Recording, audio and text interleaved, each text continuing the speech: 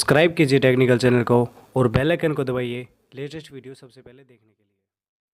दोस्तों आज इस वीडियो में हम बात करने वाले टेलीकॉम इंडस्ट्री के एक ऐसे इंटरेस्टिंग टॉपिक के बारे में जिसके बारे में मुझसे काफ़ी बार कमेंट में भी पूछा गया और बेसिकली मुझसे फेस टू फेस भी पूछा गया कि भाई हम अपने नंबर की कॉल डिटेल या फिर कोई भी इन्फॉर्मेशन लास्ट 6 मंथ तक की ही क्यों ले सकते हैं, इससे पहले कि हमें कॉल डिटेल या फिर कोई इन्फॉर्मेशन मिलती क्यों नहीं है कंपनी से। तो मैं आज इस वीडियो में ये बताने वाला हूँ कि सभी टेलीकॉम कंपनियाँ बेसिकली कस्टमर की 6 महीने तक की ही कॉल डिटेल या फिर उसका डाटा भी संभाल के क्यों रखती है, इससे पहले का डिलीट क्यों कर देती है। तो बेसिकली इसके पीछे का रीज़न क्या है, देखिए कुछ रीज़न है, बेसिकली कुछ कंपनी की मजबूरी है, कुछ कंपनी के बेनिफिट भी है और कुछ लॉजिकल बातें भी और कुछ कस्टमर की प्राइवेसी भी है। तो आज इस वीडियो में मैं इसी के बारे में आपको बताने वाला हूं। तो मेरी आपसे रिक्वेस्ट है कि प्लीज़ आप मेरे इस वीडियो को एंड तक जरूर देखते रहना। तो हेलो दोस्तों, मेरा नाम है किशन टेक्निकल के किसी यूट्यूब चैनल का स्वागत है। अगर आपने मेरे चैनल को अभी तक सब्सक्राइब नहीं किया है तो प्लीज़ इस रेड कलर के बटन से मेरे चैनल को सब्सक्राइब कर लीजिए और साथ में घंटे के आइकन को भी जरूर दबा लें ताकि आपको मेरी आने वाली वीडियोज़ की नोटिफिकेशन मिलती रहे।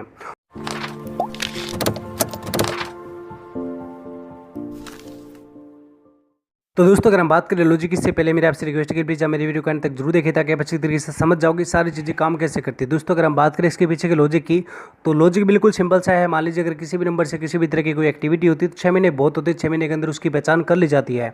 ऐसा तो नहीं होता ना कि अगर आपके पास किसी की धमकी भरी कॉल आई थी जनवरी में और आप उसकी कंप्लेंट करा रहे हो दिसंबर में, 6 महीने का टाइम बहुत होता है। बेसिकली जो भी किसी के पास अगर कोई नंबर से कोई कॉल आती है, फ्रॉड कॉल आती है, फिर जो भी कोई एक्टिविटी होती है 6 महीने के अंदर उसके साथ कार्रवाई हो जाती है और 6 महीने के अंदर उसकी डिटेल निकलवाई जा सकती है और निकलवाई जाती है। अब दोस्तों बात करें बेसिकली अगर किसी कस्टमर की 6 महीने से पहले की डिटेल निकलवाई जाए तो बेसिकली डाटा रिकवर भी किया जा सकता है और स्पेशली रिक्वायरमेंट पे तो भी किसी का भी डाटा लंबे टाइम तक का रिकॉर्ड किया जा सकता है।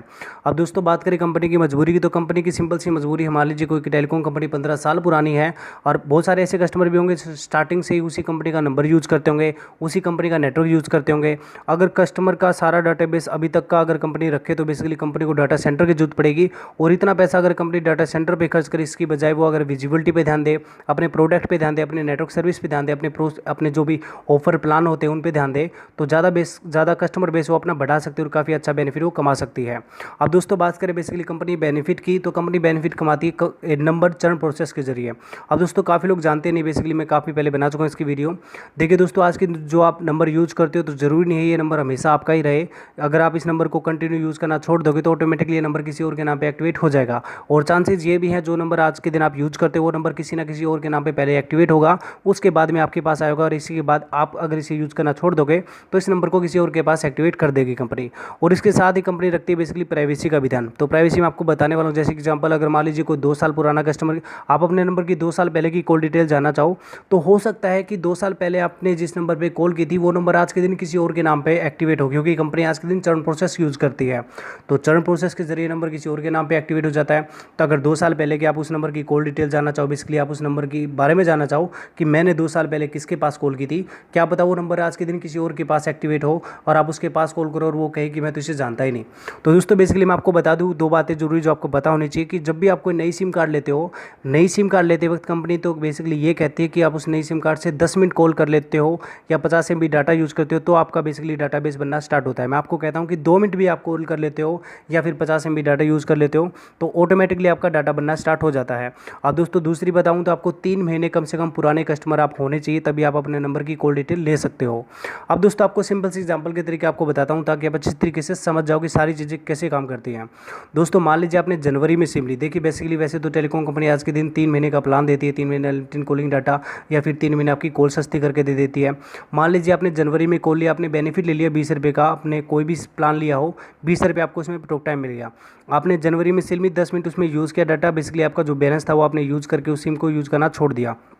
अब दोस्तों जनवरी फरवरी मार्च 3 महीने आपके ऐसे हैं बेसिकली सेफ जोन है, क्योंकि आपने इन 3 महीने के अंदर उस नंबर को यूज़ कर लिया तो 3 महीने आपके नंबर बंद होंगे नहीं। तो अगर आप अप्रैल मई जून अगले 3 महीने के अंदर कोई भी एक्टिविटी करते नहीं हो इस नंबर से तो वैसे भी आपको धमकी भरी कॉल आती है कंपनी से, या आपने अगर नंबर को मैसेज कॉल नहीं करते हो अपने नंबर से तो हम आपके नंबर को बंद कर देंगे। तो मान लीजिए आपने जनवरी में सिम ली थी, फरवरी मार्च तक आप सेफ थे, अप्रैल मई जून 3 महीने के अंदर आपने नंबर को यूज़ नहीं किया तो बेसिकली जुलाई के अंदर वो नंबर किसी और के नाम पर एक्टिवेट कंपनी कर देगी। अब कंपनी की कंडीशन ये है कि 3 महीने पुरानी आप कॉल डिटेल नहीं, बेसिकली 3 महीने पुराने कस्टमर आप होने चाहिए।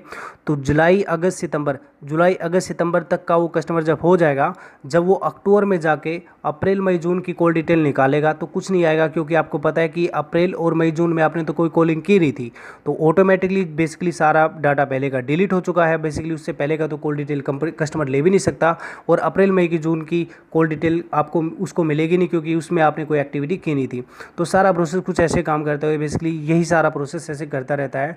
जो भी कोई नंबर होता है बेसिकली घूम फिर के कहीं ना कहीं कभी किसी के नाम पे एक्टिवेट, कभी किसी के नाम पे एक्टिवेट होता रहता है, इसलिए कस्टमर की प्राइवेसी भी मेंटेन रखनी पड़ती है। अब दोस्तों बात करें एमएनपी की, मान लीजिए एग्जांपल आप वोडाफोन का नंबर यूज करते थे, आपने वोडाफोन का नंबर यूज किया और बाद में आपने उस नंबर को एमएनपी करवा लिया एयरटेल में, तो लास्ट 6 मंथ तक की कॉल डिटेल आप वोडाफोन से ले सकते हो। एयरटेल में जब तक आप आए हो, मान लीजिए एग्जांपल आप दिसंबर में एयरटेल में आए हो और आपकी नवंबर तक वोडाफोन थी, तो आप नवंबर की कॉल डिटेल आप वोडाफोन से ले सकते हो। लास्ट 6 मंथ तक का डाटा वोडाफोन के पास ही होगा आपका। तो दोस्तों ये थी सारी बातें जो मैंने आपको बता दी। वीडियो अच्छी लाइक कर दीजिए, अपने दोस्तों के साथ शेयर कर दीजिए। उम्मीद करता हूँ कि सारे डाटा आपके क्लियर हो गए होंगे। वीडियो अच्छी लाइक कर दीजिए, अपने दोस्तों के साथ शेयर कर दीजिए। अगर आप मेरे चैनल पर नहीं तो प्लीज इस रेड कलर के बटन से मेरे चैनल को सब्सक्राइब कर लीजिए और साथ में घंटी के आइकन को भी जरूर दबा लें, ताकि आपको मेरी आने वाली वीडियोज़ की नोटिफिकेशन मिलती रहे। तो चलिए दोस्तों आपसे फिर मुलाकात होगी, तब तक मैंने ख्याल रखिए, बाय टेक केयर, जय हिंद।